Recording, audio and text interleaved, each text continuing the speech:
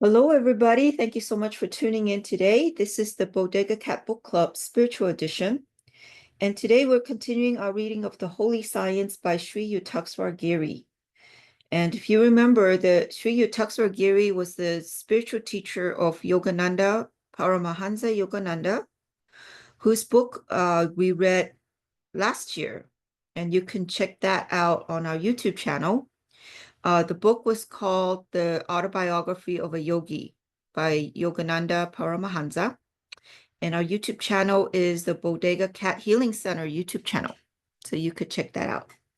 And today, for the Holy Science, we'll be reading chapter 4 and the conclusion of the book. So here we go. And let me move the camera in a little bit so you guys can read. If you don't have a book, you can follow it here on the camera, on the screen. Okay, all right. Chapter 4, the Revelation, Sutras 1 to 3. Adeptship is achieved by purification of man's three bodies. It is also attainable through the grace of the Guru. Purification comes through nature, penance, and mantra. Through nature, there is purification of dense matter, the physical body. Through penance, purification of the fine matter, the subtle body. Through mantras, purification of the mind. And just a side note, I was thinking purification of the physical body would be through alchemy, mystics practices. Penance would be purification of the subtle body. I was thinking of purification of the ego, getting ego out of the way, right? Edging God out. And then mantras, purification of the mind. Anyways, just a little side note there. Adeptship is attainable by the purification of the body in all respects. Purification of the material body can be affected by things generated along with it by nature. That of the electric body by patience in all circumstances, and that of the magnetic body, chitta, spiritualized atom, heart, by regulation of the breath, which is called mantra, the purifier of the mind. The process of how these purifications can be effected may be learnt at the feet of the divine personages who witness light and bear testimony of the Christ consciousness. Sutras 4 and 5. Through the holy effect of the mantra, the pranava or om sound becomes audible. The sacred sound is heard in various ways according to the devotee's stage of advancement in purifying his heart. By culture of regulation of the breath as directed by the spiritual preceptor, Satguru, the holy word, pranava or sabda, spontaneously appears and becomes audible. When the mantra word, pranava, appears, the breath becomes regulated and checks the decay of the material body. This pranava appears in different forms at the different stages of advancement, according to the purification of the heart, chitta. Sutra 6. One who cultivates the heart's natural love obtains the guidance of a guru and starts his sadhana, path of spiritual discipline. He becomes a pravartaka, an initiate. It has already been explained what Satguru is and how to keep the company thereof. Man, when endowed with the heavenly gift of pure love, naturally becomes disposed to avoid the company of what is asat and to keep the company of what has been described as sat. By affectionately keeping the company of sat, he may be fortunate enough to please one who may kindly stand to him as his Satguru or spiritual preceptor. Excuse me, I'm going to sneeze here in a minute.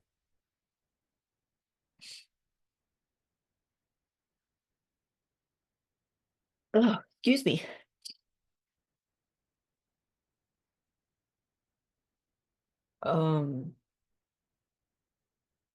Oh, sorry about that. I usually sneeze into a paper towel, but I didn't have one on hand, so I had to sneeze very quietly. Okay, sorry about that. By keeping his preceptors godlike company, there grows an inclination, pravriti, in the disciple's heart to save himself from the creation of darkness, Maya. And he becomes pravartaka, an initiate in the practices of yama and niyama, the aesthetic forbearances and observances necessary to obtain salvation. Interesting that there are some girls named Maya. Maya means darkness in Sanskrit. Sutra 7, by the practice of yama and niyama, the 8 meannesses of the human heart disappear and virtue arises. Man thus becomes a sadhaka, a true disciple, fit to attain salvation. It may be remembered that the culture of Varna and Niyama, the 8 meannesses, vanish from the human heart and magnanimity comes in. It is at this stage that man becomes fit for the practice of ascetic posture and the other processes pointed out by his Satguru to attain salvation. When he continues to practice the processes so pointed out to him by his Satguru, he becomes a Sathaka or disciple.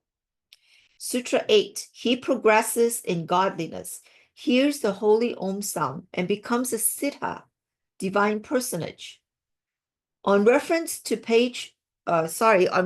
chapter 13, it will be found how a disciple, while passing through the different stages, becomes able to conceive the different objects of creation in his heart, and how he gradually advances through the states of meditation, and how ultimately, by concentrating his attention on the sensorium, he perceives the peculiar sound, pranava or sabda, the holy word, at which time the heart becomes divine and the ego, ahamkara, or son of man, becomes merged or baptized in the stream thereof, and the disciple becomes siddha, an adept, a divine personage.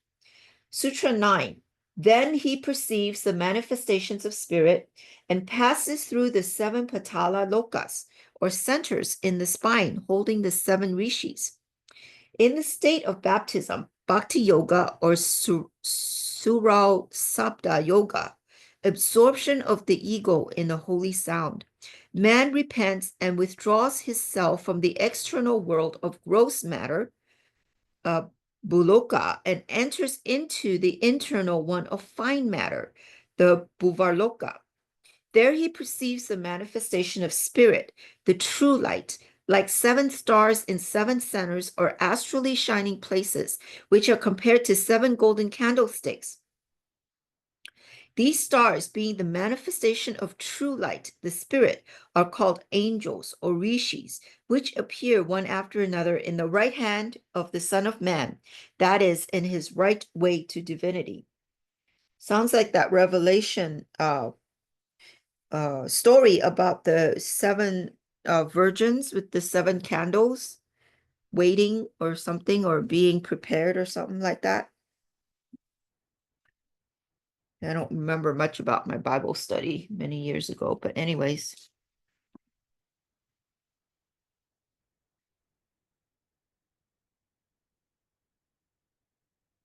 The 7 golden candlesticks are the 7 shiny places in the body known as brain, the Sahasrara, medulla oblongata, the Ajna chakra, or Agna, as they say in the country of India, right? Agna. The 5 spinal centers, cervical, Visuddha, dorsal, Anahata, lumbar, Manipura, sacral, Swadhisthana, and coccygeal, Muladhara, where the spirit becomes manifested. Through these 7 centers or churches, the ego or the Son of Man passes toward the divinity. See Revelation chapter 1, verse 12, 13, 16, 20, and chapter 2, verse 1. And being turned, I saw 7 golden candlesticks. I just said that. I just said earlier about the candlesticks and the virgins. That's funny. And being turned, I saw 7 golden candlesticks. And in the midst of the 7 candlesticks, one like unto the Son of Man, and he had in his right hand 7 stars. The mystery of the 7 stars, which thou sawest in my right hand, and the 7 golden candlesticks. The 7 stars are the angels of the 7 churches, and the 7 candlesticks which thou sawest are the 7 churches. These things, saith he, that holdeth the 7 stars in his right hand, who walketh in the midst of the 7 golden candlesticks. In this state of baptism, Bhakti Yoga or Surat Sabda Yoga, the ego, Surat, the son of man, gradually passing through the 7 places mentioned, acquires the knowledge thereof. And when he thus completes the journey through the whole of these regions, he understands the true nature of the universe, withdrawing his self from Bhuvarloka, the fine material creation. He enters into Swarloka, the source of all matters, fine and gross. There he perceives the luminous astral form around his heart, Adam, the throne of spirit, the creator, provided with 5 electricities and with 2 poles, mind and intelligence, of 7 different colors, as in rainbows. In this sphere of electricities, mind and intelligence, the source of all objects of senses and of organs for their enjoyment, man becomes perfectly satisfied with being in possession of all objects of his desires and acquires a complete knowledge thereof. Hence, the aforesaid astral form with its electricities and poles, the 7 parts thereof, has been described as a sealed casket of knowledge, a book with 7 seals. See Revelation chapter 4, verse 3 and chapter 5, verse 1. And there was a rainbow round about the throne. And I saw in the right hand of him that sat on the throne a book written within and on the backside, sealed with 7 seals. Sutra 10. Then, because of yoga knowledge and power, man obtains supremacy over the 7 swagas, heavens. He achieves salvation by dissolving the 4 original ideas, the 4 manus of or primal thoughts by which creation sprang into being. Passing through this Swarloka, the Son of Man comes to Maharloka, the place of magnet, the atom, of which the ideas of manifestation, word, time, space, and particle atom are the 4 component parts. As mentioned in chapter 1, this Maharloka represents avidya, ignorance, which produces the idea of separate existence of self and is the source of ego, the son of man. Thus, man, Manava, being the offspring of ignorance, and ignorance being represented by the 4 ideas aforesaid. These ideas are called the 4 manas, the origins or sources of man. Sutra 11. Being thus victorious over the powers of darkness and ignorance, man becomes one with God. Maharloka, the place of magnet, atom, is the Brahi Naranha or Dasamawara, the door between 2 creations, material or spiritual. When ego, sorry about that. When ego, the son of man, comes to the door, he comprehends the spiritual light and becomes baptized therein. And passing through this door, he comes above the ideational creation of darkness, Maya, and entering into the spiritual world, receives the true light and becomes the son of God. Thus, man, being the son of God, overcomes all bondage of darkness, Maya, and becomes possessed of all Aswaryas, the ascetic majesties. These Aswaryas are of 8 sorts. Anima, the power of making one's body or anything else as small as he likes, even as tiny as an atom, Anu. Mahima, the power of magnifying or making one's body or anything else Mahat, as large as he likes.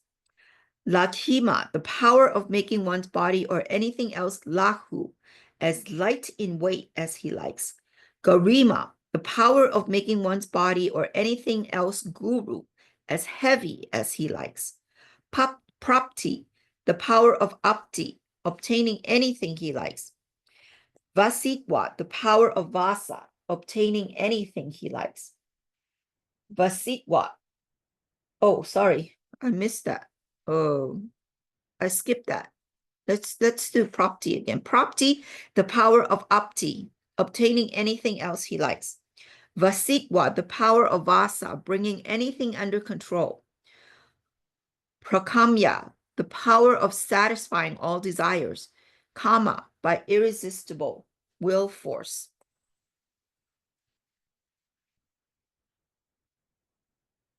I sit, geez, how do you pronounce that? I sit, I sit fa, si exfa, I sit fa. Sorry, don't know how to pronounce that. The power of becoming Isa, Lord, over everything. See John chapter 14, verse 12. Verily I say unto you, he that believeth on me, the works that I do shall he do also, and greater works than these shall he do, because I go unto my Father. Sutra 12, knowledge of evolution, life, and dissolution, thus leads to complete emancipation from the bonds of Maya, delusion. Beholding the self in the supreme self, man gains eternal freedom. Thus, man being possessed of aswarya, aswaryas, the ascetic majesties aforesaid, fully comprehends the eternal spirit, the Father, the only real substance, as unit, the perfect whole, and his self as nothing but a mere idea resting on a fragment of the spiritual light thereof. Man, thus comprehending, abandons altogether the vain idea of the separate existence of his own self and becomes unified with him, the eternal spirit, God the Father. This unification with God is Kaivalya, the ultimate goal of man, as explained in this treatise. See Revelation chapter 3, verse 21. To him that overcometh will I grant to sit with me in my throne, even as I also overcame and am set down with my Father in his throne. End of chapter 4. And conclusion. Love rules the court, the camp, the grove, the men below and saints above, for love is heaven and heaven is love. Sir Walter Scott. The power of love has been beautifully described by the poet in the stanza quoted above. It has been clearly demonstrated in the foregoing pages that love is God, not merely as the noblest sentiment of a poet, but as an aphorism of eternal truth. To whatever religious creed a man may belong, and whatever may be his position in society, if he properly cultivates this ruling principle naturally implanted in his heart, he is sure to be on the right path, to save himself from wandering in this creation of darkness, Maya. It has been shown in the foregoing pages how love may be cultivated, how by its culture it attains development, and when developed through this means only, how man may find his spiritual preceptor, through whose favor he again becomes baptized in the holy stream and sacrifices his self before the altar of God, becoming unified with the eternal Father forever and ever. This little volume is therefore concluded with an earnest exhortation to the reader never to forget the great goal of life. In the words of the illumined sage Sankaracharya, life is always unsafe and unstable, like a drop of water on the lotus leaf. The company of a divine personage, even for a moment, can save and redeem us. End of the book. Wow, that's awesome. Thank you so much for joining us in this journey. I hope you enjoyed that very much. I know I did. Let me move that out so you can see the book a little bit better. This is a very not a no long book, but very, very dense. And thank you to Sri Yukteswar Giri for sharing his wisdom with us and sharing a little bit how the universe works, right? Anyways, we're going to start a new book in March, and I hope you'll join us then. I did the intro for that already, and it's a book called Flow, Flow. And I hope you'll join us then. In the meantime, I hope you guys have a great week, and we'll see you next time. Okay, bye-bye now.